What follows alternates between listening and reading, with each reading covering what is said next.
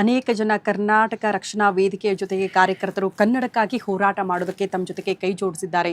ಇನ್ನೂ ಬೇರೆ ಬೇರೆ ಸಂಘಟನೆಗಳಿಂದ ಕನ್ನಡಕ್ಕಾಗಿ ಹೋರಾಟ ಮಾಡ್ತೀವಿ ಅಂತ ಮುಂದೆ ಬರ್ತಾರೆ. ಅಂಥ ಕರ್ನಾಟಕ ಕನ್ನಡ ಹೋರಾಟಗಾರರಿಗೆ ತಮ್ಮ ಕಿವಿ ಮಾತೇನು? ಹೋರಾಟಗಾರ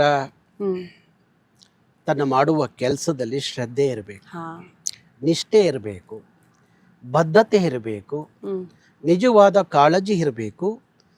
ಇದು ಸೇವೆ ಅಂತ ಅನ್ಕೋಬೇಕು, ತ್ಯಾಗದ ಮನೋಭಾವ ಇರಬೇಕು.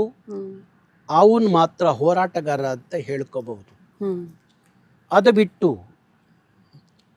ಯಾವುದೋ ಒಂದು ಮುಖವಾಡವನ್ನು ಹಾಕೊಂಡು ಸ್ವಾರ್ಥದಿಂದ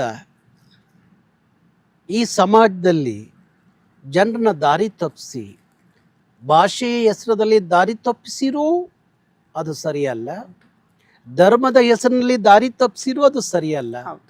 ಹಾಗಾಗಿ ನಾನು ಎಲ್ಲ ನಾಯಕರಿಗೆ, ಹೋರಾಟಗಾರರಿಗೆ ಎಲ್ಲರಿಗೂ ಹೇಳೋದೇನದಾದ್ರೆ, ರಾಷ್ಟ್ರಕವಿ ಕುವೆಂಪು ಒಂದು ಮಾತು ಹೇಳ್ತಾರೆ, ಕನ್ನಡಕ್ಕಾಗಿ ಕೈ ಎತ್ತು ನಿನ್ನ ಕೈ ಕಲ್ಪವೃಕ್ಷವಾಗುತ್ತೆ ಅಂತ.